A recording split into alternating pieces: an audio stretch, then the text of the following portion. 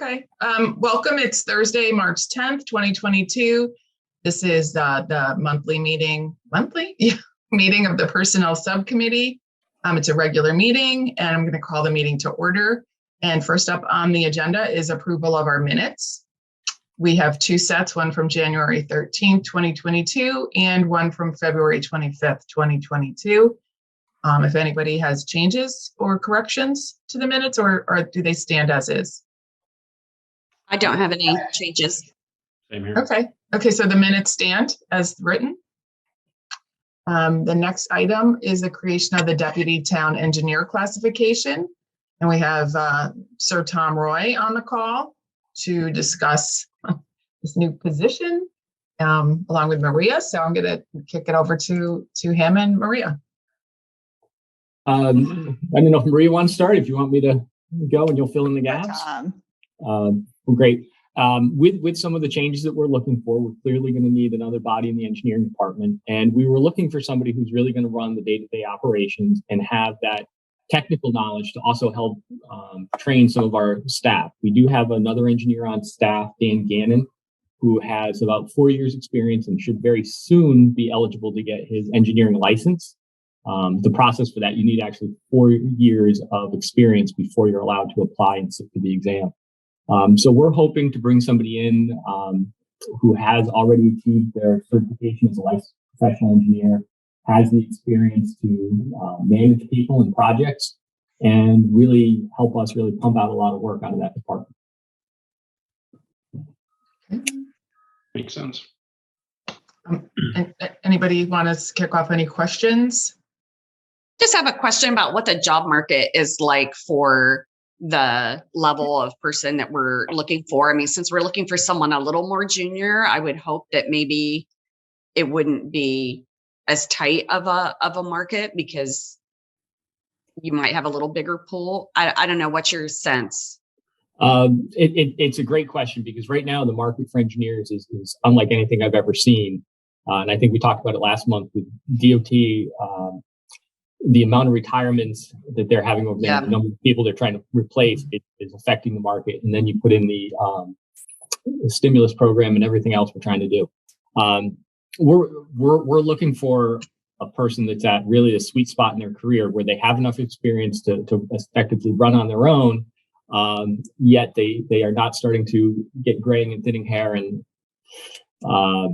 I think what I'll be honest, I've already been contacting friends and colleagues and people I know to find out who may be interested in this. Mm-hmm. And I think what we have that will hopefully draw somebody in is we do have a number of really good projects coming up, and Simsbury does have a good reputation, and hopefully we can show them, really the work that we do here in the town is a little bit different than they would be doing as a consulting engineer. I started my career as a consulting engineer. And it's a different level of satisfaction. You don't get to go and see the people that you're working for. You don't get to always even see the final product. So I'm hoping that we can attract somebody just with offering a better package. We've also set the pay rate. It was certainly higher than what we would have had in the past for somebody who was not a department head. But this also will still bring them in line with our other superintendent positions, such as Tony Piazza at the WPCA.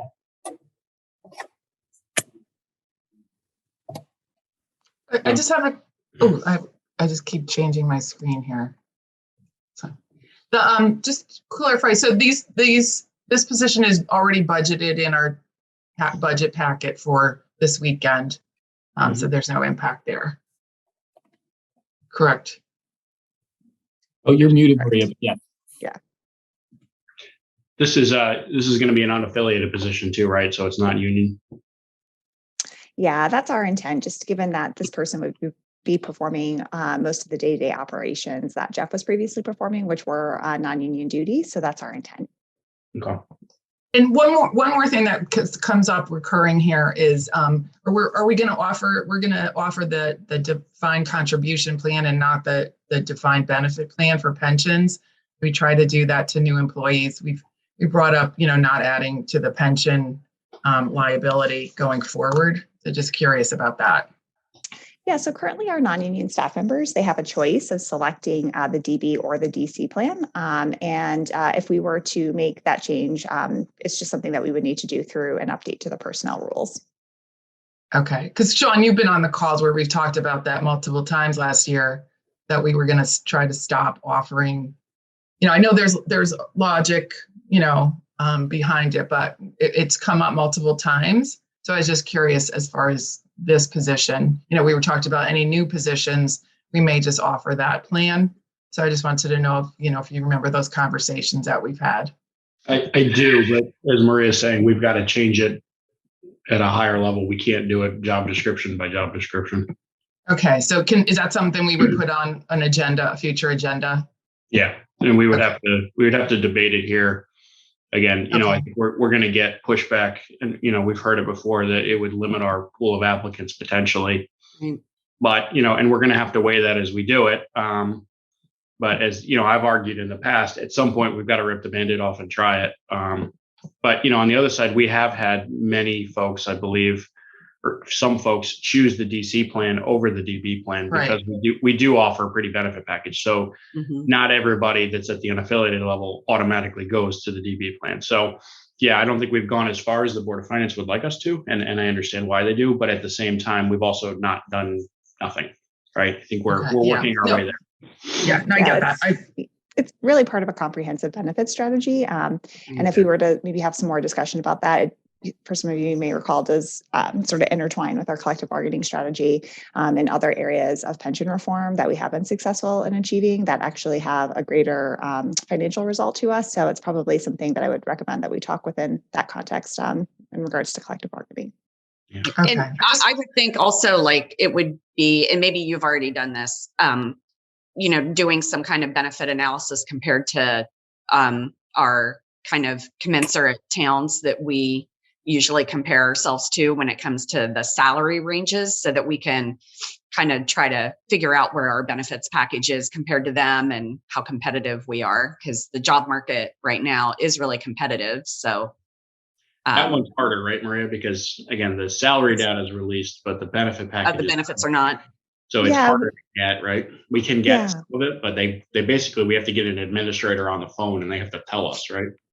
Oftentimes that is the case. And we did do a smaller scale version of that, again, in regards to some of our current contract negotiations with the CSCA groups, just in terms of some of our comparable communities and what they were offering for both health insurance plans as well as pension plan options. I mean, I think it's fair to say, though, that if we switch to all DC, we would be an outlier in the municipal community. Yeah. But that doesn't mean we're wrong. It's you have to weigh it, right? And if we paid 5% more, let's say, if we bumped the DC contribution a little bit more, again, the cost benefit is challenging, because on a pure dollars to dollars basis, you may not actually save money in the short term, but do you get stability and predictability in the long term, which to me is something worth paying for. That we can definitively say to Board of Finances and taxpayers in the future, we know this is what our obligation is and it is not going to change. Versus right now, it kind of goes like this, and we have very complicated actuarial funded studies, et cetera, et cetera. So it's a really important conversation. And Wendy, your point is right. I think we ought to sit down and talk about it more holistically. Okay. And I would say, like I said, I've been kind of beating the bushes on this one and trying to, see if there's some interest out there in the market. That is part of the package, because I would say on a position like this, we're not just competing against other towns. We're competing against consulting engineering firms, and we're competing against, in this case, the state and Electric Boat and some of the other big employers in the state. Yep. And the state, obviously, and the EB probably do offer benefit plans, whereas the private side is going to offer a DC plan, or you're, a 1099 employee, and you're getting no bennies, but you are getting a higher rate. So, one more question on salary. So we're in the 95 to 120 range. If I look at the chart, we're above the chart, right? Can you just restate the rationale as to why we're pretty much our starting is kind of in line with the max at a lot of places? Yeah, I can jump in and take that. Similar to the salary adjustment we just did as part of this restructuring. Again, we are just seeing there's a limited pool of candidates. There aren't enough civil engineers, that are coming out of school to replace those that are retiring, and it is just a challenging market. So I think it's just important for us to make sure that we have a competitive salary to make sure that we can get the right person here. And I can tell you, I had some conversations with some other communities over the past 6 months, and they have just had such a hard time finding these people, qualified people to come in. I know Farmington has been searching, Cheshire has been searching, and they are right now changing their pay scale. So I think the comparables may not be accurate to what the market's going to be or what they're going to be in just a few months. Okay, thank you. Perspective. I would think that this range would also make a big difference based on someone's experience, right? I mean, you could be at a mid-range, even if we're looking at someone who's licensed and has some experience. There's a big difference between maybe 6 years of experience and 12, right? I mean, so, Yep. I think it'll give us some flexibility on that range that hopefully we can, depending on the candidate, find the right spot. Yeah, and I think you kind of hit the nail on the head. I mean, I'd love to have somebody with that 10-12 range that may be towards the higher end of this, as opposed to if maybe we see somebody younger with a lot of skill set and some great enthusiasm, it might be that we get them in on the lower end and have to train him or her up a little bit. Yep. Okay, I'm looking for the motion in here. Give me a minute. Oh, here we go. Okay, so I'm going to propose we move effective March 10th, 2022 to endorse the creation of the position classification of deputy town engineer and the job description as presented. Further move to endorse a salary range for the deputy town engineer position of $95,000 to $120,000, and to further move to forward the deputy town engineer proposal to the full board of selectmen for review and consideration. Move that. Thank I'll you. second. Thank you. All those in favor say aye. Aye. Okay, so that passes, and we'll move it on to the Board of Selectmen. Thank you. Thanks, Tom. Sure, Tom. Thank you. Okay, so now we're on the public audience agenda item.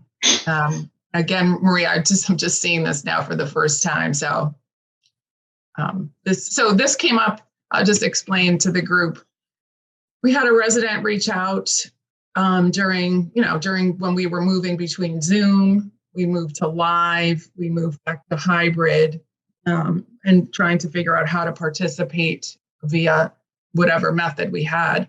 When we were on Zoom only, we let people come into the Zoom call. Oh no, we read their written comments. Then when we are in person, obviously they come to the meeting, and if they had submitted written comments, they would send them to us as the board, but we did not read the comments. And we got some, then we read her letter last week. So we've been talking about finding out different ways that we could participate and allow people to participate. So Maria, do you want to kind of go over what you wrote here? Because I'm reading it as we go through this. Sure. So, things did evolve a little bit as throughout the pandemic, just as technology was evolving, and we were sort of adapting to the new environment, whether it was fully virtual or introduction of hybrid. And we did generally for quite some time during the pandemic, while we were fully remote, just read comments into the record. The memo does explain that at one point, as I think we got a little more comfortable with the technology, we switched from reading comments into the record to allowing people to participate live via Zoom. There are quite a few administrative challenges with that, and I'll probably let Melissa speak to this because she's really savvy with the technology, as well as with our hybrid meeting. It does require quite a bit of additional staff work, and it really does take what we say at least 2 staff members to be able to be present and support a meeting if we're running the hybrid technology. So definitely, pluses and minuses to the various formats and participation options. Just sort of from a high level. my one concern would be is if we choose too many formats, it's just a lot to try and keep track of, to manage. I think there's more room for opportunity error, missing somebody if we're, say, doing, collecting written comments that are just emailed to the board versus collecting written comments that, maybe we're reading into the record for people versus people coming in live, people coming in via Zoom. So I think with just, our sort of preference at a staff level is whatever we settle on, moving forward, is that it's just, consistent, but that it's not so voluminous that it's, just very, very time consuming and or potentially setting us up for failure to sort of make a mistake or to miss something. But I'll let Melissa speak to the various technologies and the options that are available, because again, I think she's probably our most savvy staff member with it. And that's not a good sign. No, I'm just kidding. Good morning, everyone. Hi. I think Maria covered it pretty well. I think the one thing I'll say is I think it's really neat what we've been able to do with the hybrid format. I think it's been working out well. I think a good example is the last meeting when we had half of the board that was remote, and I don't know how it went from Sean and Amber, your perspective, but I thought like in the room it just seemed pretty smooth. It was great. Yeah, it worked really well.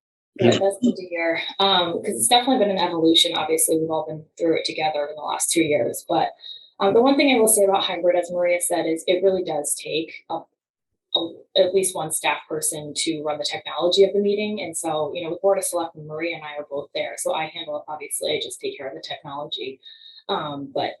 And I know we're just talking about Board of Selectmen here, but Board of Finance meetings, for example, Amy can't staff that meeting and run the technology for a hybrid meeting. She would have to have another staff person there dedicated to doing that. So that's just something to keep in mind. In terms of allowing public comment by Zoom, obviously we could accommodate that. But the one thing that I had thought of is right now when we do hybrid, the virtual option is really just for the board and the staff members. And if nobody needs to be remote, we're not going to go through that whole setup, because from a technology perspective, it's a completely different meeting. I mean, the way we run presentations, what SCTV needs to do in terms of their connection and their recording equipment, it looks totally different. So if we don't have anyone that needs to come in remotely, we're not going to go through all of that to set it up. So in my mind, it's, say we are allowing the public to come in through Zoom, we could have a situation where we have one person sign up to join by Zoom for public audience, and then we're tailoring that entire meeting just for 5 minutes at the start of the meeting. So I think it's a great convenience, and obviously it's a good opportunity for the public to participate remotely, but it's just something to keep in mind that it really is a different meeting when you run it hybrid versus in person. So can I ask you a question? So the hybrid though, we don't know if the governor's law is going to extend, but we think it's going to, that we have to always offer hybrid, correct? I don't think it's that we have to, and Maria, maybe I'm wrong about that. I thought it was just we have the option. We'll have the option to continue doing. That's my understanding. Okay. So what I'm hearing you're saying is, which I'm not sure I'm on board with yet, is if we have nobody dialing in, we're just going to not do hybrid. We're just going to say it's live. And then there's no hybrid option. So we would change the methodology based on attendance for that meeting.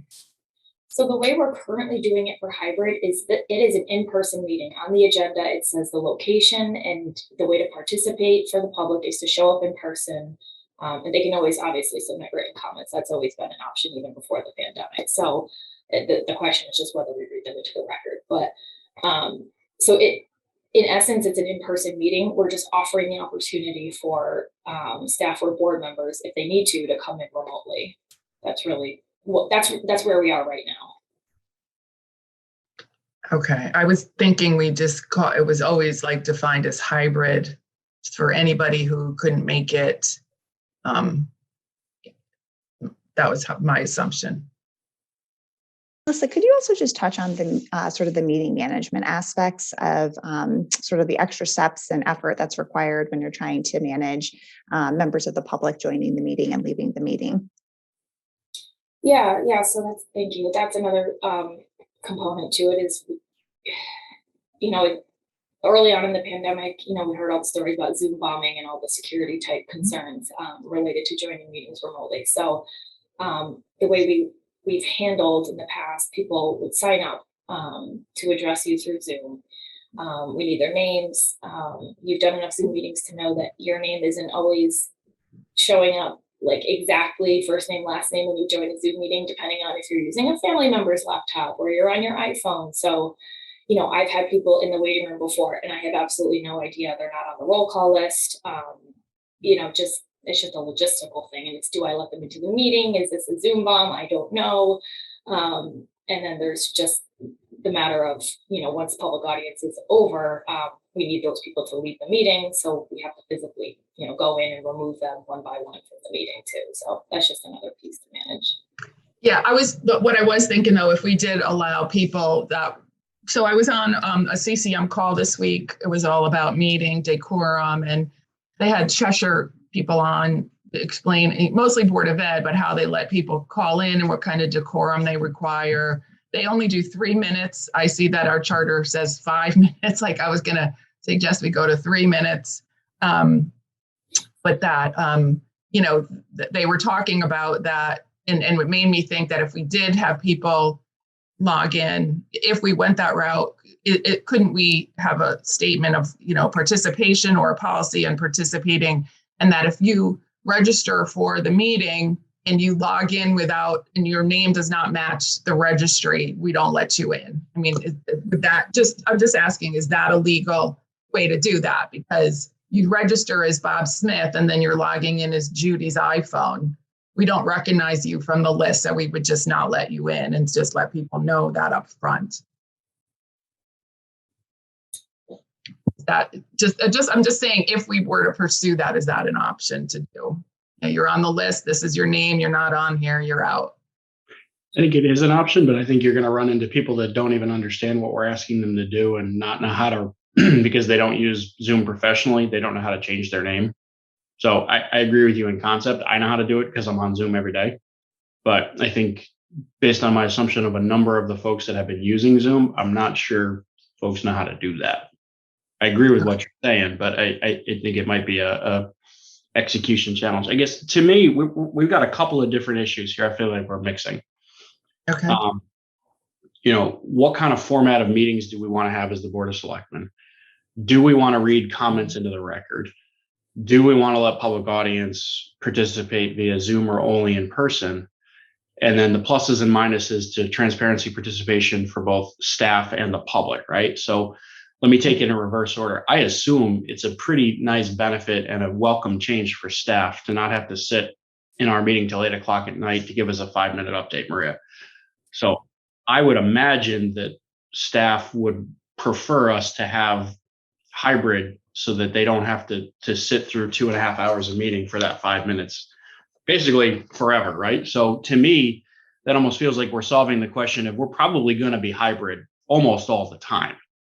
But hybrid, just allowing that for board and staff, right? Yeah, well, that's what I mean. What you're talking about. From that standpoint. I'm trying to tackle it in reverse order before we get to the public audience piece. Because to me, whether I'm traveling, Amber's traveling, I don't think that's going to change. I think you're going to have, generally speaking, 1 out of the 30 of us that are going to participate in this meeting between the board and staff needing a hybrid option. So, Melissa, I apologize, but I think that's the reality of the future. I think we should talk about what that looks like from a staffing standpoint, because I don't agree that the deputy town manager should be the person spending their time running that.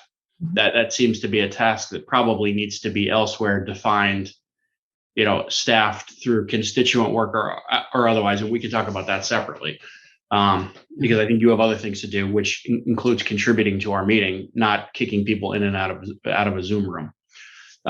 So at least the way I see it is a hybrid for staff and board, I think is a necessity going forward. Because again, even pre-pandemic, we had the need to call in.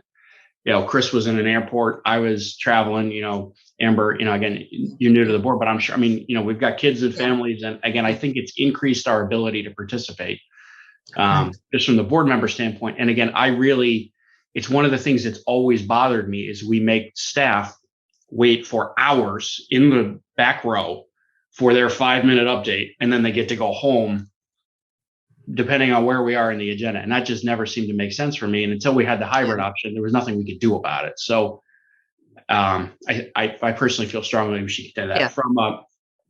from the public comment standpoint, I mean, I do lean on the side of it. It seems to make sense that if you want to show up at the podium or call in, you can give us your comments. I know there's a logistical challenge to it, and I really do appreciate it. And again, I run Zoom meetings, so I know it's a pain in the neck, but I think it is an important option that if we're going to have that hybrid for staff and for selectmen, I think we ought to have it for the public as well. Now, again, back to, can we staff it?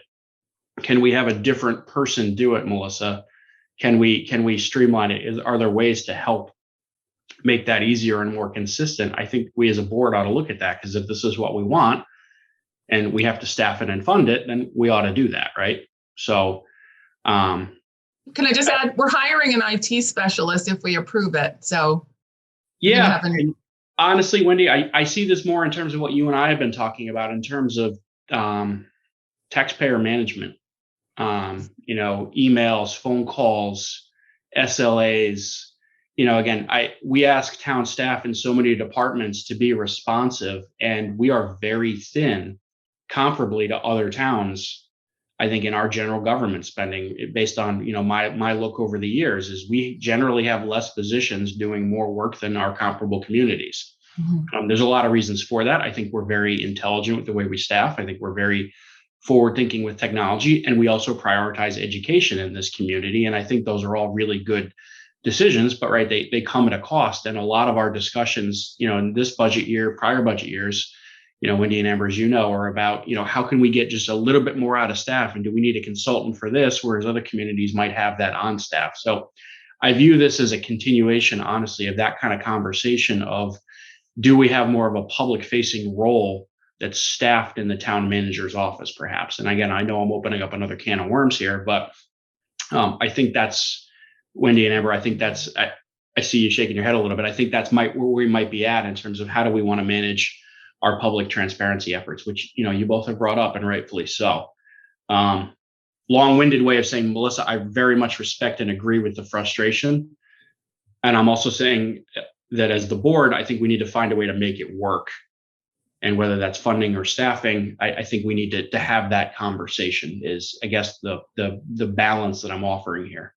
Because I found, I was just gonna say, I think it is difficult, if we want to be able to have a hybrid meeting and call in. I know, we have different expectations because we're at meetings every other week. But I still think that the public, it's going to be hard for them to understand why they can't also Zoom in. And unfortunately, they'll never see probably the work that has to go into making that happen. But I do think that as a result of this pandemic, there's just this kind of expectation that a Zoom in option is going to be the new standard of option. But I do think having some set parameters around what the expectations are for, especially like when you register.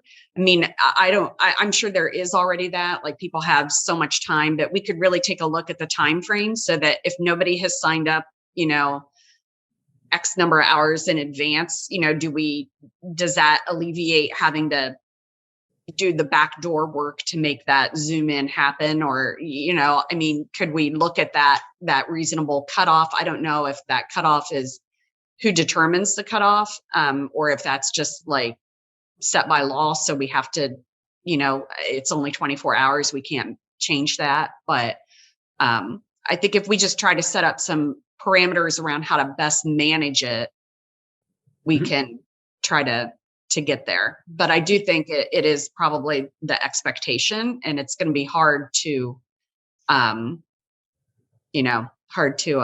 not offer it. I agree. Yeah. So I think, go ahead. So yeah, no, so I think, Sean, what you're saying here is we are going to really assume that we're going to always be hybrid, given life today, right? That anybody can call in, anybody, even doing presentations from out there is much better for us, from home. And I also think I'm hearing that the expectation of, just managing people able to represent their comments online, on Zoom is the best way to get participation from the public. Whether we find somebody else to do that work for us. Like I said, the IT specialist or somebody else to manage that. So it's not Melissa doing it every meeting, or even Amy. Maybe that's part of the job description. And then the third part of that too is I would like to have something documented, like I don't want to call it a policy, but rules of participation, because I get asked numerous times from people, how do I participate? And I always point them to the agenda. If there was something else I could point them to that explained how to participate, who to contact, what the timing is. And like to Amber's point, if you don't register by noon, you're out. And then if there's a way also to validate that you're the person, I don't know how we do that, but there should be a way. And then go with that. So I like all those ideas. The third option, though, the third part, I don't think, Sean, we talked about, is people are still going to send us written comments, right, to an email to the board.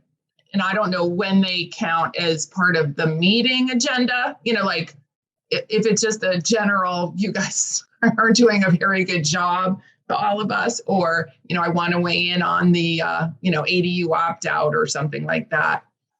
And how to get those, because I never read those all last year, unless they're out there somewhere. If they came in and Sean and Eric read them, maybe they're posted somewhere, maybe they're not, but are those included somewhere in the packet or so people can read what other people said? So I guess that's the last piece on this, is what do we do with the written comments? I don't really, if people have an option to come to the table in person or on Zoom, I don't want to read them. I mean, I think it's misrepresenting what people are saying. So if we do offer the way to just participate in person, live, or on Zoom, then we say, if you send written comments, we'll attach them to the record or include them, but we're not going to read them. I think that's the right path, Wendy, because again, to me, public audience isn't a spectacle for other people to hear. It's for the public to give the Board of Selectmen comment to make a decision, or a more informed decision. So as long as I, as a board member, have the comments, there's no additional value in reading them into the record. No. If you want the public to know about what you think, well, then come to public audience or publish it in the newspaper.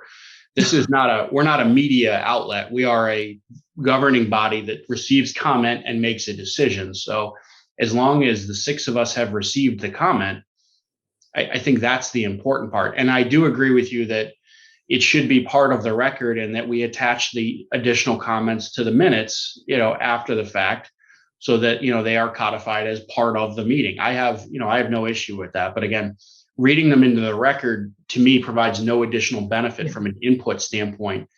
Is the six of us have the opportunity to read the comments and make a decision based upon those and the verbal comments from the meeting.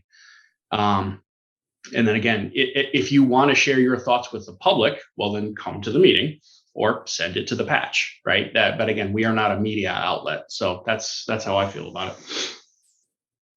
And I mean, I think the worst case scenario for Melissa, Maria, is we set up we think somebody's calling in from one of us, right? We set up the whole hybrid. We got like two people who want to Zoom in, and then we find out we really don't need that the person's coming in, and we're setting it all up for the two people that are out there. So that's the worst case scenario. I guess if that starts to happen, we could always reevaluate, I guess, like what we're doing. I tried to find out what other towns do. It's really not easy to find out what everybody else is doing out there, because I think they do different things. The Board of Ed allows public audience and reads the comments into the record, but they don't have, I was on the board. I never had an opportunity to even dial into Zoom as the liaison. So they don't let people, there is no dial-in capability there. Yeah.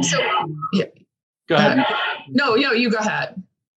I was just going to say, I maybe I'm making an assumption, but I assume town staff is going to continue to utilize the hybrid option if we leave it out there.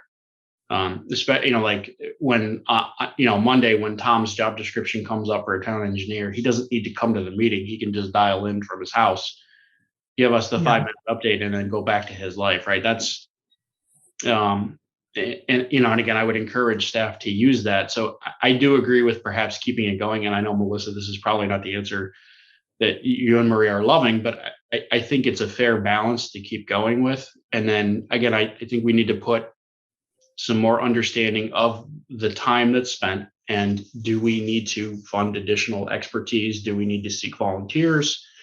Do we need to find a way to share this load? Because, again, the deputy town manager is a position that I think needs to be participative in the meeting, not running, public audience participation in and out. We want your expertise and your brain commenting on important issues. So I think we need to talk about that as a group of 3 here, and then as a group of 6 of how do we want to address that in the future.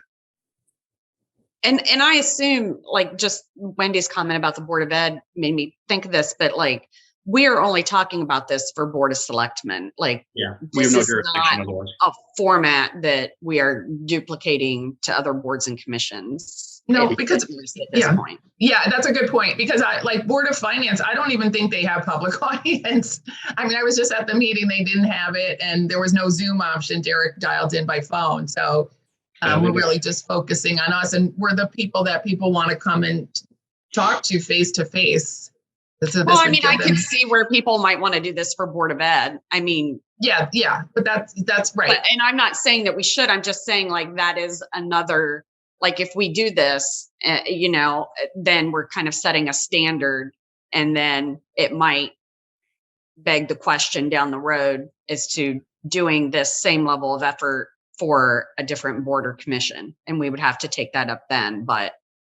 Yeah, and I think that's even more to that staffing discussion is, do we? Right. That's kind of what I'm getting at. Yeah, no, you're right. I mean, again, the Board of Finance public audience debate has raged for longer than I've been on this board. Is the Board of Finance traditionally says, well, we have 2 public hearings, so there's our public audience, versus the every meeting public audience. So again, we have no jurisdiction to change their minds there. But you're right, Amber, is it does perhaps put pressure on other boards and commissions to follow our lead here if we are aiming to be participative. Maybe we could outsource this work to the Simsbury Community Television, because they're there anyway. I don't know. Or we could again, and if we need to compensate somebody for it, right? Again, we've had communication specialists. There's a lot of ways that perhaps we could tackle this. And again, I'm not blind to the fact that I'm not trying to just dump the work on you, Maria, or you, Melissa, or Tom, right? You all have really important jobs that run the town. And this right now is a piece of that, but do we need to look at how we're executing this piece and be more direct and intentional on the staffing side of it? Thank you. And so sorry, I just want to go back to Wendy's point about what other communities are doing. I've definitely been in the last 2 years constantly checking in with my counterparts in other towns to see what they're doing. And everyone's doing a little bit differently, but I do know of at least a couple in the area, Windsor, Bloomfield, who are doing what it sounds like we're sort of having a consensus around, which is, you can address the board live, you can address them live through Zoom, but it's still receiving written comments, but not reading them into the record. So I did hear in the last 2 weeks from at least 2 towns that's what they're doing too. That's good. That sounds good, I think. And to Wendy, your point, we're not stuck forever. If things change in the next 3 months and absolutely no one is dialing in and hybrid needs to just go away, it will go away. I don't want to keep it for the sake of keeping it, right? So. I except agree. For staff, except for the boards and the staff, like that is staying.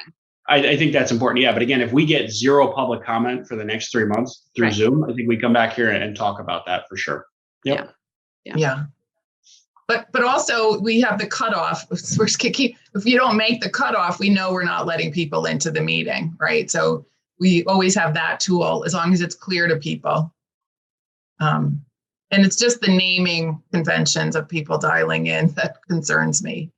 If there was a way to validate who you are, get a code. If you log in and you log in with the code or something, I don't know. That's my IT. There's definitely ways we can, think to. You can do that. Control you could do like a password or something that they have to get in. Again, that just takes management. I mean, that's where the person, even though the gatekeeper doesn't need to be Melissa, I mean, you're still, it's an important role, right? I mean, if they're on the spot, letting people in and out, and you're going to have to go through and validate, make sure that they're the right people and be on tap to, I assume that they have the ability to boot somebody out if, they're not, behaving properly. So I think we just need to kind of lay out what that role would be and what their duties would be and figure out who can do that. And they would also, like, I don't know if could someone from SCTV really manage that? I mean, or is that really something that our own staff should be doing? I don't know. I think it depends on the policy and the details we put. If it's easy to follow, I think we can explore other options. If it's more of a judgment call and it kind of is the way it is right now, I think we need staff, right? So yeah. Okay. So I guess my first question is, I wasn't sure why this came to personnel, but I guess we had a good group here discussing this. And then it sounds like the next step is to kind of document what we're thinking here as a proposal to the Board of Selectmen.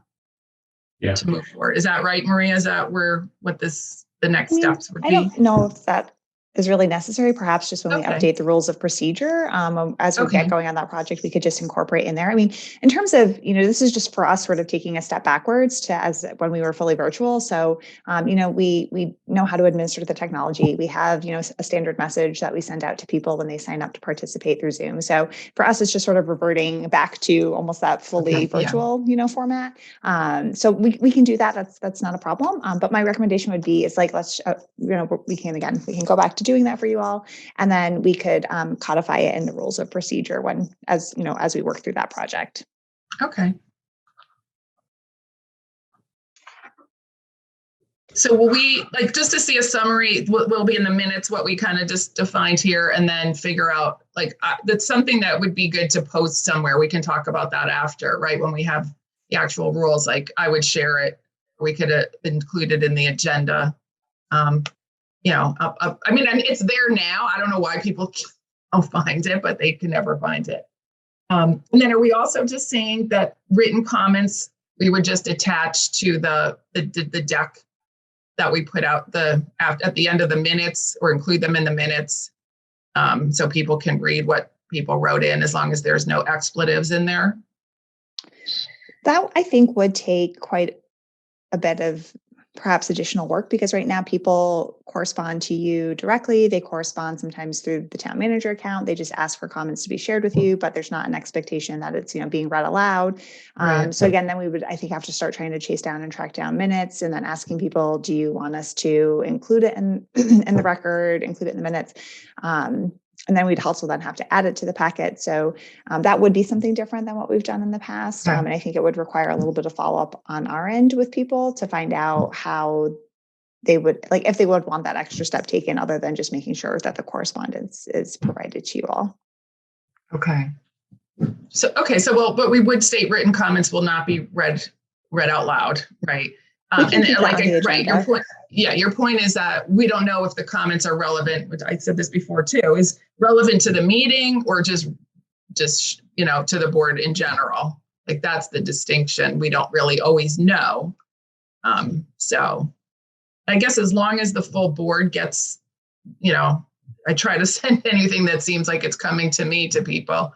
So I guess that's just the last piece to figure out. Yeah, I mean, again, the burden is you send it to the town manager's office, to the town clerk, and there's an obligation for those two bodies to get those comments to us based on a certain cutoff period. And if that cutoff period is missed, we still get them. It's just perhaps sometimes it's after the meeting. So yeah, okay.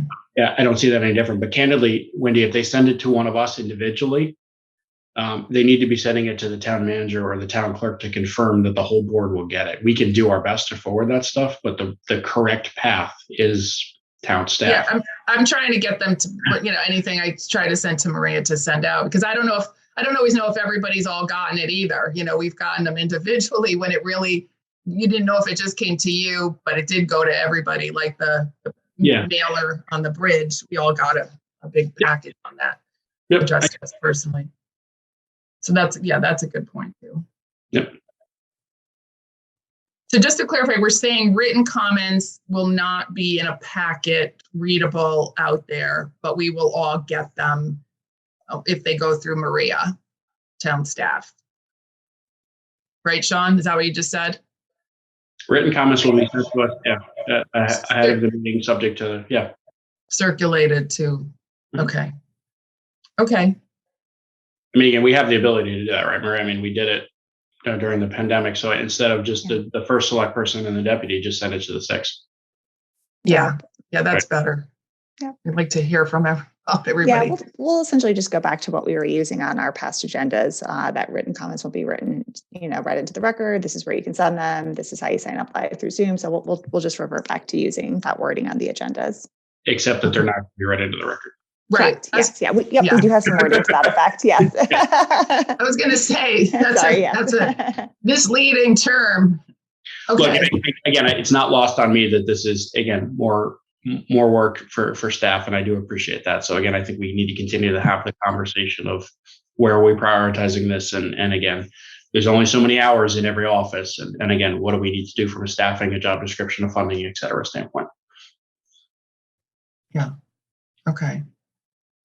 Okay, so I think that's the end of our meeting, and I will call for adjournment, a motion to adjourn. I'll make that motion. Amber? Sean second it. All those in favor say aye. Aye. Thank you guys so much. Bye, guys. Later.